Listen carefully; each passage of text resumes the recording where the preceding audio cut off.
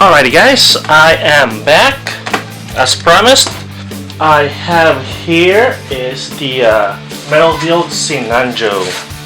It took a while in getting to my place because the US Custom held for it for 2 weeks. Anyhow, so finally it's here. It's gonna come with 2 boxes, which is just a regular. It's 30 boxes. It's 30. It's not thin. So on this one, as you can see, I'm gonna open it up. This is the accessories. It's just like that. The action base is wrapped with paper foam. Let's put this aside. We're gonna go to the main body first. So this one, the big white box. Where's the opening? There you go. There. So this is the Sinanjo. They just wrapped it with a paper foam. They could have done better. They could have invested on the packaging, but they did it. On a side note, the box that they use is pretty sturdy and it's pretty strong. So this is the body, the Sinanjo's main body. It's pretty light compared to the Metal Build Saku. The tubings here, it's rubber, plastic rubber, and there are a lot of plastic parts. The peg for the arm or shoulder, it's die cast. The hip part is die cast. Oh, what I also like about this is they use a screw, so you can easily disassemble it compared to the other die cast where it's a snapshot. So the default head, it's like a knight's head. I don't know what version is this. I think they just made it up. But looking at the paint, I don't know if you guys see the paint, but looking at the paint job, it's pretty awesome. I mean, it's nicely done. It's nicely done. It's gonna be a fingerprint magnet if you don't use gloves. And you can see the articulation on the waist part. There's an up crunch, a little bit of up crunch, but side to side. There we go, and there we go. The skirts are moving. These are the legs. The inner frame on this on the leg is die cast with plastic, some plastic polycop. There's a plastic joint here, but majority of the like let's say 90% of the inner frame is die cast. But they use a very light die cast. I mean, I think what I mean by light is it doesn't weigh that much compared to the other third-party die cast. And what I noticed also, the peg for the hip is plastic. I don't know why they didn't use die cast on this one. Instead, they use plastic. A lot of gimmick. There. Stirs. Oh, good thing about this also, the parts are not glued, which is a plus.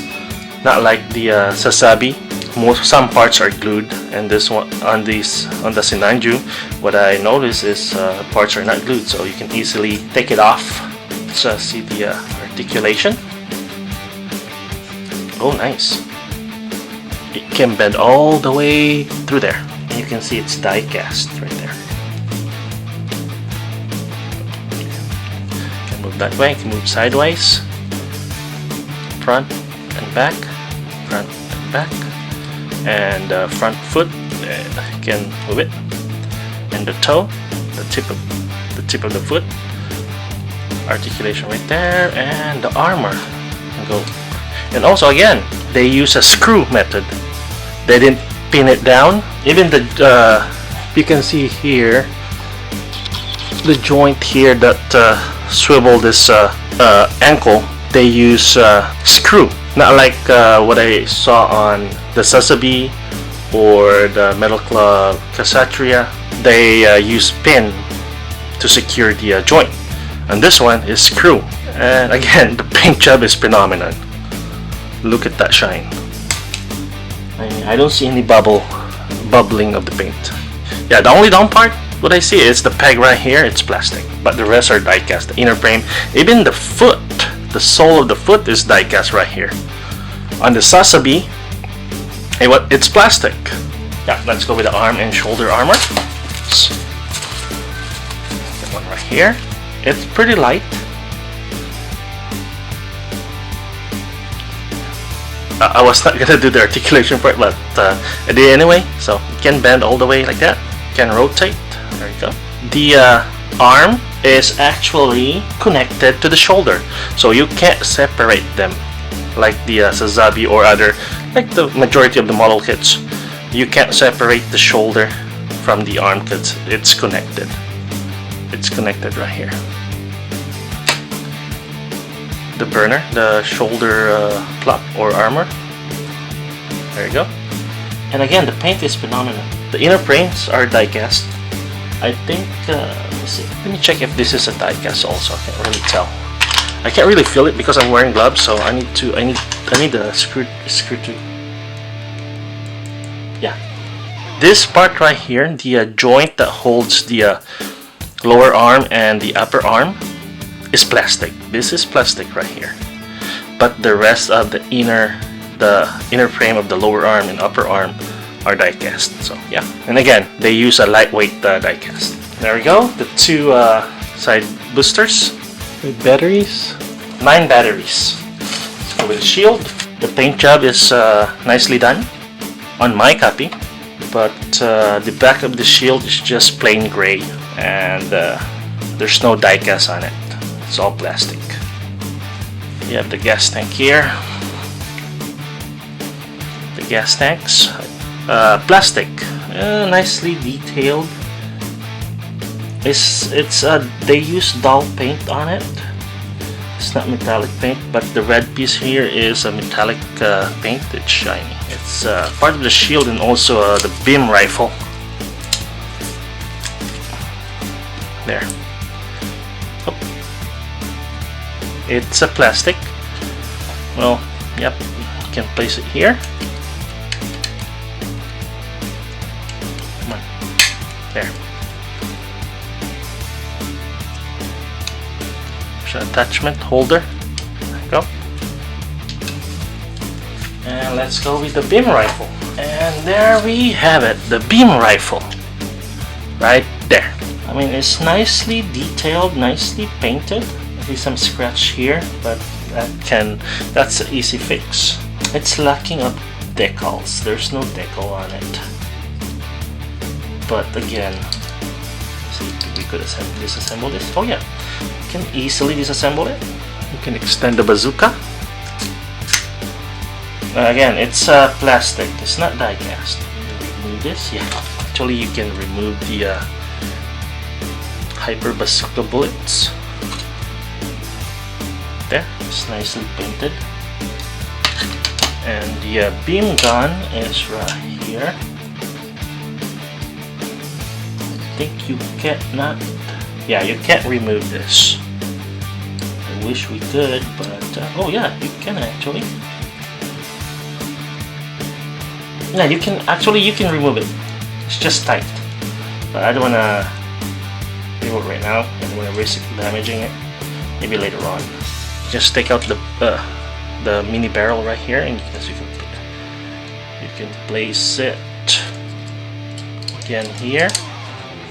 See, and you can retract the bazooka and put it on the shield.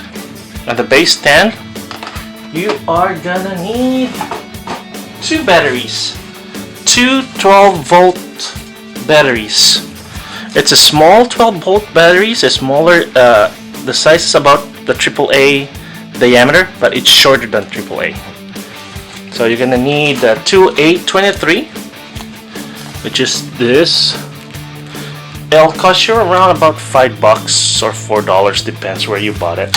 And again, they use this screw system, which is pretty awesome. Again, if something goes wrong, you need to fix it. You're just gonna unscrew it, and that's it.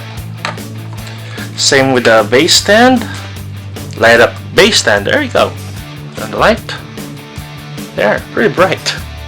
Just awesome. So not like the Sazabi, where they painted the beam saber effect. This one they use the transparent or translucent plastic, which is, I like it better than the painted beam saber effect. So a lot of accessories. So there we go. You have, let's go with the, the head. It came with two heads. We got the undamaged head of the Sinanju. There you go. Pretty awesome paint. Actually, you can remove this. I can put it back. And we have the damaged head like on the anime. Now, it only came with one tubing. If you're gonna switch head, make sure to take this off also and place it on the head that you're gonna put it on the main body. Not really a pain, but yeah. And it's rubber, so you don't have to worry about breaking it or damaging it. It's rubber. So what you're gonna do, LED is right here. It's a green. So just insert it.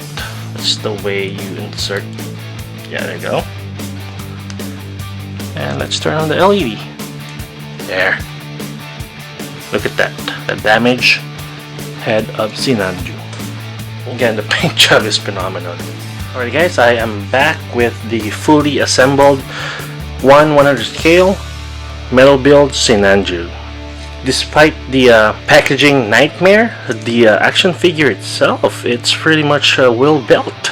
The finish of the paint is pretty much very fine, and I don't see any overspray or any bubbles.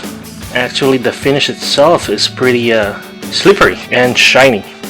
So yeah, despite the packaging nightmare, which is the worst packaging ever I have seen, the action figure is it's pretty much well built.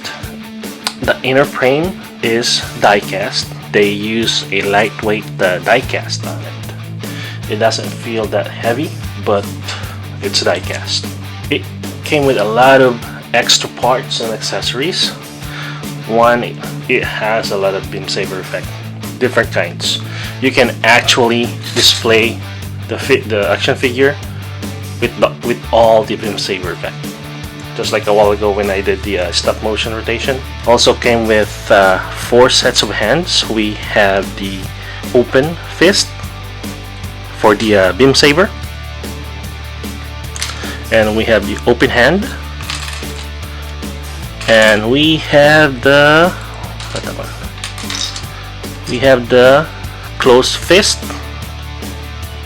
and we have the trigger hand.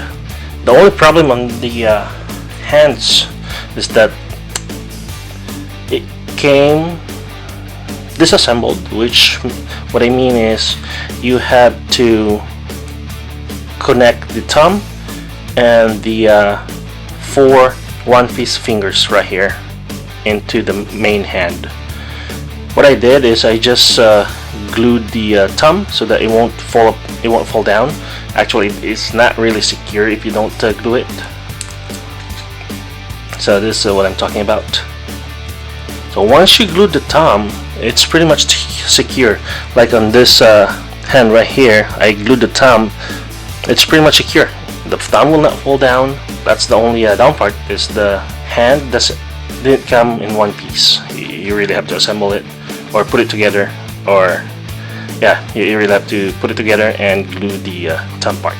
But besides that, it's pretty awesome. It's pretty solid. Let's see.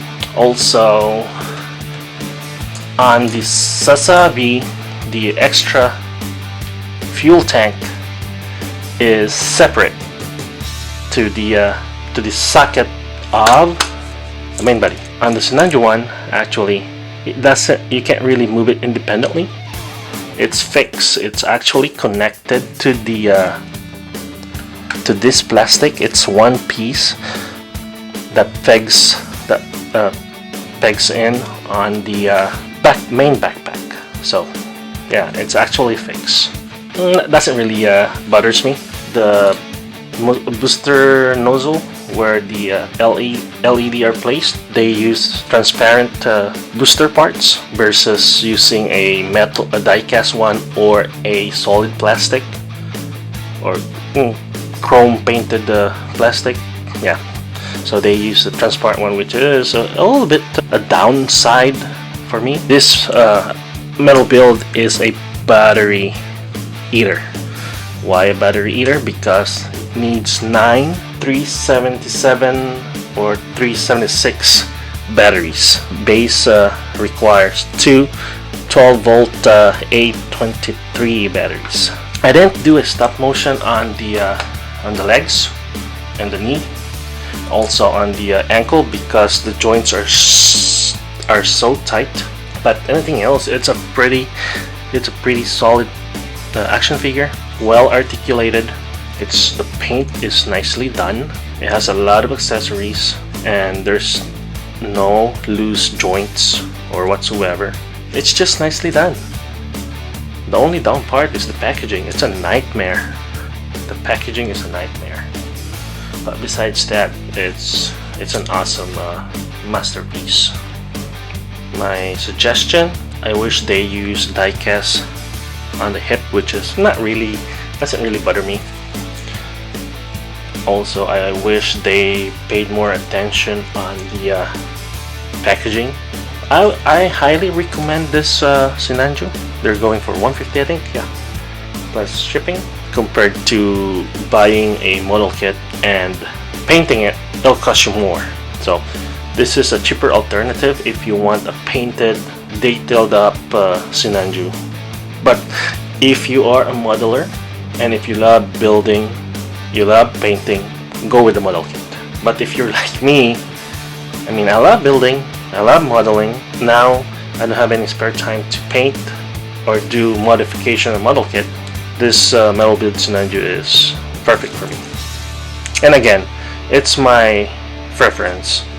It's up to you guys if you want to build the detailed Sinanju, third-party one, or you wanna build and paint your own. I think I'll wrap it up now.